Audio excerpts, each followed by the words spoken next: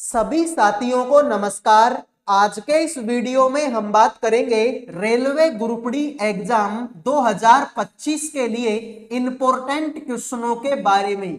जैसा कि आप सभी को पता है, रेलवे ग्रुप डी का एग्जाम 27 नवंबर से शुरू हुआ था और आज मेरे भाई आपकी 10 फरवरी हो चुकी है और 10 फरवरी को आज आपका एग्जाम कंप्लीट हो जाएगा।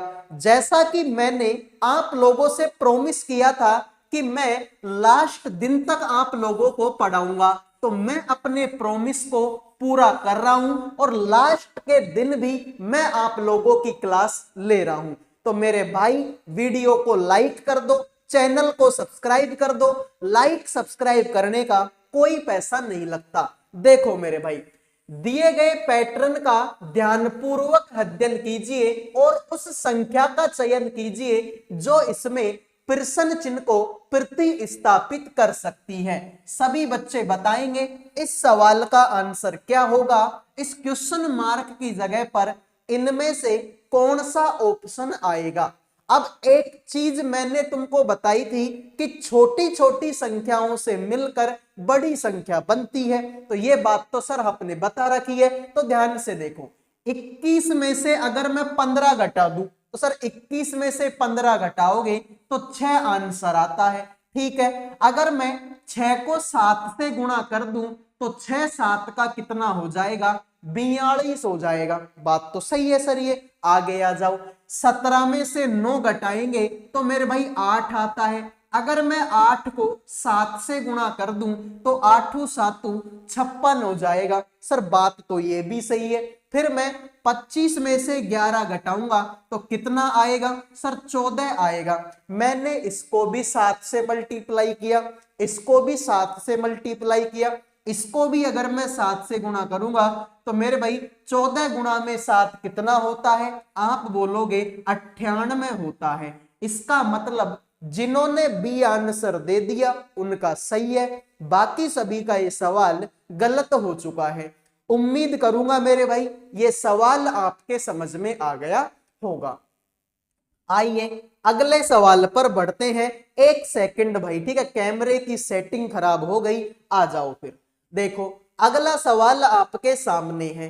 एक निश्चित कूट भाषा में एंटर को कुछ इस तरीके से लिखा गया, मिक्सर को कुछ इस तरीके से लिखा गया, तो समान भाषा में बताइए नॉइज को किस प्रकार कूटित किया जाएगा। सभी बच्चे बताएंगे इस सवाल का आंसर क्या होगा। देखो मेरे भाई, इस चैनल पर आप लोगों के लिए बिल्कुल फ्री क्लास चलती है। तो आप में से जो भी बच्चे रेलवे ग्रुप डी की, ठीक है मेरे भाई, रेलवे ग्रुप डी की, एसएससी जीडी की, ठीक है मेरे भाई, एमटीएस की, इसके अलावा मेरे भाई आपका ठीक है जैसे कि एनटीपीसी हो गया, ठीक है मेरे भाई, एएलपी हो गया, तो मेरे भाई किसी भी एग्जाम की, ठीक है, अग्निवीर हो गया, तो मेरे भाई किसी भी एग्जाम की तैयारी अगर आप करते हैं तो इस चैनल पर आप लोगों के लिए बिल्कुल फ्री क्लास चलती है। तो चैनल को सब्सक्राइब कर लो, बहुत ही काम का चैनल है मेरे भाई, ठीक है, बहुत ही काम का चैनल है। इस पे आपको सारी एग्जाम्स की तैयारी एकदम फ्री में कराई जाती है, ठीक है मेरे भाई। तो आइए देखो आप कैसे इस सवाल को कर पाओगे। भाई 2 सेकंड का सवाल है। तुमको पता है कि ई का उल्टा क्या होता है, सर वी होता है। एन का उल्टा क्या होता है, सर एम होता है। टी का उल्टा क्या होता है, जी होता है। ई का उल्टा क्या होता है, वी होता है। आर का उल्टा क्या होता है, आई होता है। तो वी आता है 22 नंबर पर, एम आएगा 13 पर, जी आएगा 7 पर, वी आएगा 22 पर, आई आएगा 9 पर। तो यही सब तो है। 12 है, 22 है, हाँ सर है, 13 है, हाँ सर है, 7 भी है, 22 भी है और 9 भी है। तो यानी कि लॉजिक क्या बनता है, लॉजिक ये बनता है कि इनके अपोजिट लिख दो और उनकी नंबरिंग दे दो। जैसे कि एन का उल्टा एम होता है और 13 नंबर पर आता है। ओ का उल्टा एल होता है जो कि 12 पर आता है। आई का उल्टा आर होता है जो कि 18 पर आता है। अब 18 आएगा मतलब ये तो गलत है, ये भी गलत है, तो दोनों ऑप्शनों को काट दो। एस का उल्टा एच होता है जो कि 8 नंबर पर आता है, और 8 नंबर का तो इसी ऑप्शन में है, इसमें तो नो है, तो ये तो गलत हो गया। तो जिन्होंने ऑप्शन एक आंसर दे दिया है उनका सही हो गया, बाकी सभी का ये सवाल गलत हो चुका है। आओ मेरे भाई अगले सवाल पर बढ़ते हैं। एक कागज को नीचे दर्शाए गए अनुसार मोड़ा और काटा जाता है, खुलने पर यह कैसा दिखाई देगा? सभी बच्चे बताएंगे इस सवाल का आंसर क्या होगा। बहुत ही अच्छा सवाल है, जबरदस्त सवाल है। तो बताओ मेरे भाई इस सवाल का आंसर क्या होगा। अब देखो मेरे भाई, सर यहां पर एक लाइन इस तरीके से सीधे है, तो ये लाइन अगर सीधी है तो जब ये ऊपर खड़े तो ये लाइन भी सीधी बनेगी, ये लाइन भी सीधी और ये लाइन भी सीधी। सर इस तरीके का एक वर्ग बनेगा, लेकिन सर इसमें तो ये वर्ग तिरछा दिया हुआ है, इसमें तो ये वर्ग जो है तिरछा दिया हुआ है। इसका मतलब मेरे भाई ये ऑप्शन तो देखते ही गलत।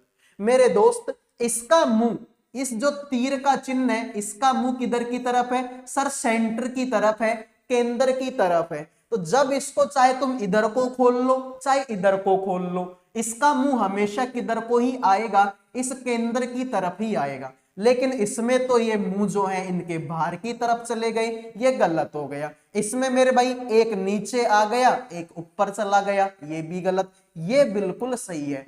तो जिन्होंने ऑप्शन एक आंसर दे दिया उनका सही है, बाकी सभी का ये सवाल गलत हो चुका है। उम्मीद करूंगा मेरे भाई ये सवाल भी समझ में आ गया होगा। देखिए उस विकल्प का चयन करें जो चौथे पद से उसी प्रकार संबंधित है जिस प्रकार पहला पद दूसरे पद से संबंधित है। यानी कि मेरे भाई आप लोगों से बोला है थर्मामीटर का संबंध तापमान से है, तो बताइए किसका संबंध वायु दाब से होगा? तो आप बोलेंगे कि सर थर्मामीटर से क्या नापते हैं? तापमान को मापते हैं। ठीक है मेरे भाई, तो वायु दाब को किससे मापा जाता है? सर बैरोमीटर से मापा जाता है। एमीटर से तो क्या मापते हैं मेरे भाई? बिजली को मापते हैं, विद्युत को मापते हैं। ओडोमीटर से मेरे भाई वाहन ने कितनी दूरी तय करी। ठीक है भाई, तुम मान लो मोटरसाइकिल खरीदने गए तो तुम देखते हो ना कि मोटरसाइकिल कितने किलोमीटर चली हुई है। ठीक है, तो दूरी को कौन मापता है? ओडोमीटर मापता है। जबकि वायु दाब को कौन मापता है? बैरोमीटर मापता है। ऑप्शन नंबर सी आंसर हो जाएगा। उम्मीद करूंगा भाई ये सवाल भी समझ में आ गया होगा। कौन सी संख्या दी गई श्रृंखला को पूरा करेगी? मेरे भाई सीरीज के टॉपिक का ये सवाल है। किस टॉपिक का है? सीरीज के टॉपिक का। और यकीन मानो बहुत ही बेहतरीन सवाल है। सीरीज के लगभग 4 से 5 क्वेश्चन आप लोगों से पूछे जाएंगे। ठीक है भाई, जो सीरीज का टॉपिक है इस टॉपिक के लगभग 4 से 5 क्वेश्चन पूछे जाएंगे। तो मेरे भाई ध्यान से देखो, 149 में कितना जोड़ूं कि 270 आ जाए?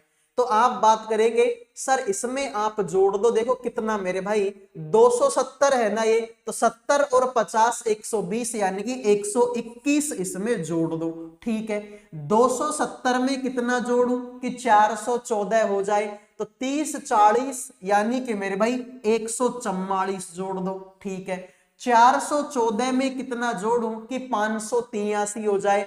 तो मेरे भाई 80 और 80 कितना होता है? 160, यानी कि मेरे भाई इसमें 169 जोड़ दो। ठीक है, 583 में कितना जोड़ूं कि 779 हो जाए? तो आप बात करेंगे मेरे भाई सर देखो 583 के बाद में 600 होगा, 700 यानी 100 तो एक जोड़ दो, और इसमें 17 यानी कि 79 196 जोड़ दो। कितना मेरे भाई? 196। फिर 779 में कितना जोड़ू कि 1004 हो जाए? तो मेरे भाई आप बात करेंगे 221 यानी कि इसमें जोड़ दो आप 225। तो कुछ समझ में आया आप लोगों के? बिल्कुल मेरे भाई, देखो 121 क्या होता है? 11 का स्क्वायर। 144 होता है 12 का स्क्वायर। 169 होता है 13 का स्क्वायर। 196 होता है 14 का स्क्वायर। 225 होता है 15 का स्क्वायर। तो 11, 12, 13, 14, 15, आगे आएगा 16 का स्क्वायर, और 16 का स्क्वायर कितना होता है? 256 होता है। ठीक है मेरे भाई, 16 का स्क्वायर कितना होगा? 256 होगा। तो 1004 में 256 जोड़ोगे तो 1260 ऑप्शन राइट आंसर होगा। तो जिन्होंने सी आंसर दे दिया उनके हो गए मेरे भाई मजे, बाकी सभी का ये सवाल गलत हो चुका है। उम्मीद करूंगा भाई ये सवाल भी आप लोगों के समझ में आ गया होगा। तो लाइक और सब्सक्राइब कर दो भाई, लाइक सब्सक्राइब करना बिल्कुल फ्री होता है। देखिए, संख्याओं के उस समूह का चयन कीजिए जिसमें दी गई संख्याएं एक दूसरे से उसी प्रकार संबंधित है जिस प्रकार निम्नलिखित समूह की संख्याएं संबंधित है। यानी कि मेरे भाई इनके बीच में आपस में कोई संबंध है, इनके बीच में आपस में कोई संबंध है। ऐसा ही संबंध आपको बताना है इनमें से किसके बीच में होगा। फटाफट कमेंट करो भाई इस सवाल का आंसर क्या होगा। तो देखो मेरे भाई, 4 में अगर तुम 10 जोड़ोगे तो मेरे भाई 14 होगा, और 14 में 5 जोड़ोगे तो 19 होगा। सेम लॉजिक है, 28 में 10 जोड़ोगे तो 38 होगा, और 38 में 5 जोड़ोगे तो 43 होगा। अब सेम लॉजिक हम किसमें लगा सकते हैं? तो इसको देखो, 27 में 10 जोड़ोगे तो 37 होगा, और 37 में 5 जोड़ोगे तो 42 होगा। इसका मतलब सी आंसर आप लोगों का एकदम करेक्ट हो जाएगा। तो जिन्होंने सी आंसर दे दिया उनके मजे हो गए, बाकी सभी का ये सवाल भी गलत हो चुका है। आ जाओ भाई, ब्लड रिलेशन का सवाल है, बहुत ही बेहतरीन सवाल है। ठीक है भाई, ब्लड रिलेशन का सवाल है, बेहतरीन सवाल है। देखो मेरे भाई, तुमसे बोला है कि टी वाई से विवाहित है और जो वाई है ना वो पी की पुत्री है, यानी कि टी की शादी हुई है किसके साथ में? वाई के साथ में, और वाई पी की पुत्री है, यानी कि जो वाई है ना वाई वो लेडीज है। अब लेडीज है, अब मतलब देखो मेरे भाई, यहां पर मेरे भाई देखो एक तो आदमी, एक तो देखो मेरे भाई टी है, और एक मेरे भाई आपके पास में वाई है। अब इन दोनों की आपस में शादी हो चुकी है, और जो वाई है ना वाई वो पी की पुत्री है। ये जो वाई है वो मेरे भाई पुत्री है किसकी? सर पी की पुत्री है। अब मेरे भाई इन दोनों की शादी हुई है और ये पुत्री है, पुत्री मतलब लेडीज है। अब लेडीज है तो पत्नी होगी, मतलब ये इसका कौन है? ये इसका पति है, ये इसका पति है। अब भाई पुत्री है तो लेडीज होगी, और लेडीज पति तो हो नहीं सकता, लेडीज तो पत्नी हो सकती है। आगे आ जाओ, फिर बोला कि जो एल है ना एल वो टी का दामाद है। अब मेरे भाई टी का दामाद कौन है? टी का दामाद कौन है मेरे भाई? टी का दामाद एल है। और फिर तुमसे बोला कि जो पी है ना पी वो यू का पति है। अब पी जो है पति है मेरे भाई किसका? सर यू का पति है। और एक लाइन और बोली थी तुमसे कि मेरे भाई जो एफ है ना एफ यू का पुत्र है। तो एफ जो है यू का बेटा कौन है मेरे भाई? सर यू का बेटा कौन है? यू का बेटा एफ है। तो तुमसे बोला कि जो एफ है ना एफ एल की पत्नी से किस प्रकार संबंधित है। ये जो एफ है ना एफ वो एल की पत्नी से, एक सेकंड भाई ठीक है, आज लाइट थोड़ी सी आ नहीं रही है, कम ज्यादा हो रही है, इस वजह से कैमरा बार बार ऐसा हो जाता है। ठीक है, तो तुमसे बोला कि जो एफ है ना एफ वो एल की पत्नी से किस प्रकार संबंधित है?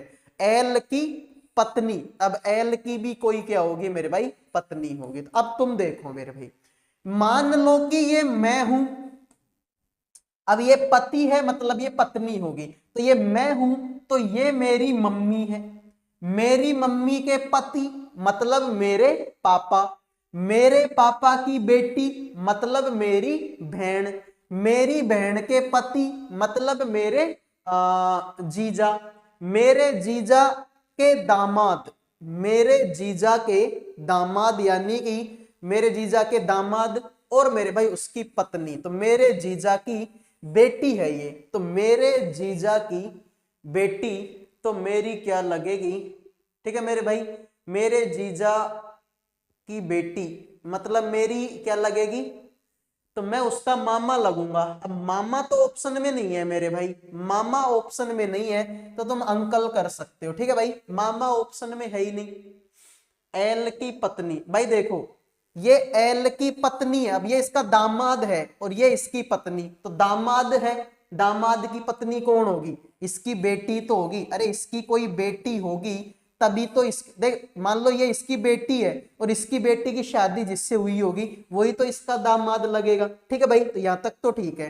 तो भाई एफ एल की पत्नी से किस प्रकार संबंधित है, तो ये मैं हूं, ये मेरी मम्मी, मेरी मम्मी के पति मतलब मेरे पापा, मेरे पापा की बेटी मतलब मेरी बहन, मेरी बहन के पति मतलब मेरे जीजा, और मेरे जीजा की बेटी तो मेरे जीजा की बेटी, ठीक है मेरे भाई, तो वो उसका तो मैं मामा लगूंगा। अब मामा तो ऑप्शन में है नहीं तो अंकल आप कर सकते हैं भाई। देखो भाई तो लगेगा नहीं, पिता लगेगा नहीं, ससुर लगेगा नहीं, मामा ही लगेगा। अब मामा से मिलता जुलता तुम अंकल मान सकते हो, ठीक है। आइए अगले सवाल पर बढ़ते हैं। उस समूह का चयन कीजिए जिसमें संख्याएं उसी प्रकार से संबंधित है जिस प्रकार निम्नलिखित समूहों की संख्याएं संबंधित है। यानी कि भाई इनके बीच में कोई संबंध है, इनके बीच में कोई संबंध है, ऐसा ही संबंध आपको बताना है इनमें से किसके बीच में होगा। लॉजिक वही है कि भाई छोटी छोटी संख्याओं से मिलकर बड़ी संख्या बनती है। लॉजिक फिक्स है कि छोटी छोटी संख्याओं से मिलकर बड़ी संख्या बनती है। तो 16 में से अगर मैं 10 को घटाऊंगा तो 6 आएगा, 27 में से 18 को घटाऊंगा तो 9 आएगा।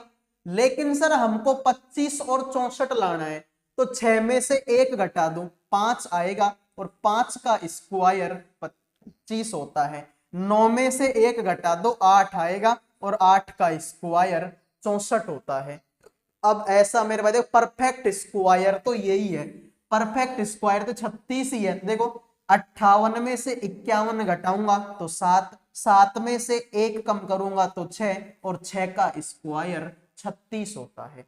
मतलब मेरे भाई लॉजिक फिक्स है, लॉजिक यही है कि भाई 16 में से 10 घटाओ तो 6 बचेगा, 27 में से 18 घटाओ तो 9 बचेगा, और 58 में से 51 घटाओ तो 7 बचेगा। 6 में से 1 घटाएंगे तो 5, 9 में से 1 घटाएंगे तो 8, और 7 में से 1 घटाएंगे तो 6।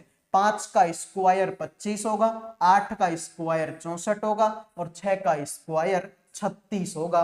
बात खत्म। आइए अगले सवाल पर बढ़ते हैं। अगला सवाल आपके सामने है, निम्नलिखित में से 3 अक्षर समूह किसी ना किसी प्रकार से एक समान है और इस प्रकार एक समूह बनाते हैं। कौन सा अक्षर समूह उस समूह से संबंधित नहीं है। तुम्हारे सामने ये 4 ऑप्शन है भाई, और इन 4 ऑप्शन में से 3 ऑप्शन तो एक जैसे हैं, एक थोड़ा सा अलग है। अलग ऑप्शन की पहचान आपको करनी है। तो बताइए भाई इस सवाल का आंसर क्या होगा। तो मेरे भाई इस सवाल का आंसर हम लोग क्या कर सकते हैं, 15 और 7 का 22 होता है, ठीक है। 22 और 7 का 29 होता है, ये भी ठीक है। 13 और 7 20 होता है, ये भी ठीक है। 7 और 7 14 होता है, ठीक है ये भी। तो देखो भाई बी ऑप्शन गलत है। सर कैसे, देखो ऐसे कर लो, इसको देख लो, जी और एन को देख लो, जी आएगा 7 पर, एन आएगा 14 पर। एम और यू को देख लो, एम आएगा 13 पर, यू आएगा 21 पर। वी को और सी को देख लो, वी आएगा 22 पर, सी आएगा 3 पर। एम को और वी को देख लो, सॉरी ओ को और वी को, ओ आएगा 15 पर, वी आएगा 22 पर। 7 में 7 जोड़ेंगे तो 14 होगा, 13 में 8 जोड़ेंगे तो 21 होगा, 22 में 7 जोड़ेंगे तो 3 होगा, 15 में 7 जोड़ेंगे तो 22 होगा। तो सर सब में 7 7 जुड़ा, इसमें 8 जुड़ा, मतलब ये अलग है मेरे भाई। अब कुछ ज्ञानी बच्चे ये सोच रहे होंगे कि भाई 22 में अगर तुम 7 जोड़ते हो तो 3 कैसे आता है, ये कौन सी मैथ है जो हमें नहीं आती। तो मेरे भाई देखो 22 में अगर तुम 7 जोड़ोगे तो आंसर आएगा 29, अब ये सवाल में ABCD के अक्षर लिखे हुए हैं, अल्फाबेट लिखे हुए हैं, और अल्फाबेट में तो 26 अक्षर होते हैं, ठीक है। तो 29वां कहां से लेके आऊं मैं, जब अक्षर ही 26 है तो मेरे भाई इसमें से 26 घटा दो, 3 बच जाएगा, और 3 ही तो यहां पर लिखा हुआ है। इसका मतलब मैंने सही बोला है। 22 में 7 जोड़ेंगे तो कितना आएगा, 3 आएगा। आइए अगले सवाल पर बढ़ते हैं। देखो, कथन निष्कर्ष का सवाल है। तुमसे बोला है सभी फल लाल हैं और सभी लाल चमकीले हैं और सभी सस्ते ब्राइट हैं। देखो मेरे भाई, सभी फल लाल हैं, जितने फल हैं वो सारे के सारे मेरे भाई आपके लाल हैं। सभी लाल चमकीले हैं, जितने भी लाल हैं वो सारे के सारे चमकीले हैं, और सभी सस्ते ब्राइट हैं। ब्राइट का मतलब भी तो चमकीला ही होता है, तो जितने भी सस्ते हैं वो सारे के सारे किसके अंदर आएंगे, चमकीले के अंदर आएंगे। तुमसे बोला कुछ फल चमकीले नहीं है क्या, मेरे भाई कुछ फल जो हैं चमकीले नहीं है क्या, नहीं है, लेकिन हो भी तो सकता है भाई। ये जो सॉरी चमकीले की बात हो रही ना, कुछ फल चमकीले नहीं, ऐसे कैसे नहीं भाई, ये जो फल है, ये जो फल का गोला है इस चमकीले के अंदर ही तो है, फिर तुम कैसे बोल रहे हो कुछ फल चमकीले नहीं है। इसका मतलब मेरे भाई पहला ऑप्शन तो तुम्हारा क्या हो गया, गलत हो गया। कुछ लाल सस्ते हैं क्या, सर ये लाल का गोला है और ये सस्ते का, इन दोनों के बीच में कोई संबंध नहीं है, इनके बीच में कोई संबंध नहीं है, मतलब ये भी गलत। सभी फल सस्ते नहीं है क्या, जितने भी फल हैं वो सस्ते नहीं है क्या, मेरे भाई कहां पर है, इनके बीच में कोई संबंध ही नहीं है। और संबंध हो भी सकता है भाई, मैं सस्ते को यहाँ की बजाय यहाँ बना दूं तो अब भी तो चमकीले के अंदर ही है ये, अब भी चमकी, देखो यहां बनाऊंगा तो भी ये चमकीले के अंदर है, मैं इसको यहां बना दूं तो भी ये चमकीले के अंदर है, मैं इसको यहां बना दूं तो भी चमकीले के अंदर है। तो मेरे भाई हो भी सकता है और नहीं भी हो सकता, इसका मतलब ये भी गलत है, तो कोई भी अनुसरण नहीं करता। जिन्होंने डी आंसर दे दिया उनका सही है, बाकी सभी का गलत हो चुका है। आओ मेरे भाई, श्रृंखला को पूर्ण करने के लिए प्रश्न चिन्ह के को उपयुक्त विकल्प से प्रतिस्थापित कीजिए। बड़ा सिंपल सवाल है। देखो मेरे भाई, 2 अक्षर तो लिखे हुए हैं, तीसरा अक्षर बताना है तुमको, ठीक है। तो ध्यान से देखो भाई, ई के बाद में ई के बाद में एफ के बाद में, देखो ऐसे कर लो, इसको एक छोड़े, देखो ई आएगा 5 पर, एफ आएगा 6 पर, एच आएगा 8 पर। 5 में 1 जोड़ेंगे 6, 6 में 2 जोड़ेंगे 8, 8 में 3 जोड़ेंगे 11, और 11 नंबर पर के, और के ये रहा, ठीक है। तो जिन्होंने ऑप्शन 1 आंसर दे दिया उनका सही है, बाकी देख लो के 11 पर आएगा और ओ 15 पर आएगा, तो इसमें मेरे भाई 4 जुड़ेगा, 1 2 3 4। तो जिन्होंने मेरे भाई के आंसर दे दिया है उनका सही हो गया, बाकी सभी का गलत है। आओ भाई, दी गई आकृति में त्रिभुजों की संख्या ज्ञात कीजिए। सभी बच्चे बताएंगे कि इसमें आपको कितने त्रिभुज दिखाई दे रहे हैं। बिल्कुल सिंपल सवाल है, ज्यादा कुछ इसमें करना है नहीं। तुमको पता है मेरे भाई कि जब भी इस तरीके का कोई डायग्राम आ जाए, इसमें मेरे भाई आपके 8 त्रिभुज होते हैं। कितने भाई, 8। तो 8 तो तुम्हारे पूरे पूरे ये हो गए, उसके बाद में ये 9वां और ये 10वां, ये 11वां, ये 12वां, ये 13वां और ये 14। तो जिन्होंने 14 आंसर दे दिया है उनका सही है, बाकी सभी का ये सवाल गलत हो चुका है। और तो इसमें ऐसा कुछ बन नहीं रहा मेरे भाई, ठीक है, और तो इसमें ऐसा कुछ बन नहीं रहा, तो 14 आंसर हो जाएगा। देखो भाई, लग्जरी को इस तरीके से लिखा जाता है, आउटपुट को इस तरीके से लिखा जाता है, तो मेरे भाई बताइए SPROUT को कैसे लिखा जाएगा। अब मेरे भाई ये वही तुम्हारा कोडिंग डिकोडिंग का सवाल है, और कोडिंग डिकोडिंग में मैंने आपको बताया था कि पहला काम क्या करना है, पहला काम करना है कि नंबरिंग देनी है। पहला काम क्या करना है, नंबरिंग देनी है। तो इन सब की नंबरिंग दो तुम, L आएगा 12 पर, U आएगा 21 पर, X आएगा 24 पर, U 21 पर, R आएगा 18 पर और Y आएगा 25 पर। लेकिन हमको तो ये लाना है, तो समझ में आ रहा है कुछ। 2 को और 1 को जोड़ेंगे 3, 2 को और 1 को जोड़ेंगे 3, 2 को और 4 को जोड़ेंगे 6, 2 को और 1 को जोड़ेंगे 3, 1 को और 8 को जोड़ेंगे 9, 2 को और 5 को जोड़ेंगे 7। समझ में आया? 336 397, यही तो है 336 397। ठीक है, तो इसको देख लो। S आएगा 19 पर, P आएगा 16 पर, ठीक है मेरे भाई, R आएगा 18 पर, O आएगा 15 पर, U आएगा 21 पर और T आएगा 20 पर। तो देखो 1 को और 9 को जोड़ेंगे 10, 1 को और 6 को जोड़ेंगे 7, 1 को और 8 को जोड़ेंगे 9, 1 को और 5 को जोड़ेंगे 6, 2 को और 1 को जोड़ेंगे 3, 2 को में 0 जोड़ेंगे तो 2, 107 963 और लास्ट में 2, 107 963 और 2। ऑप्शन नंबर बी आंसर हो जाएगा। तो जिन्होंने बी आंसर दे दिया है उनका सही हो गया, बाकी सभी का ये सवाल गलत हो चुका है। आओ मेरे भाई इस सवाल को देख लीजिए। उस समुच्चय का चयन कीजिए जिसमें संख्याएं उसी प्रकार संबंधित है जिस प्रकार निम्नलिखित समुच्चय की संख्याएं संबंधित है। तो मेरे भाई बिल्कुल सिंपल है, देखो 9 पंजों 45 और 3 7 का 21।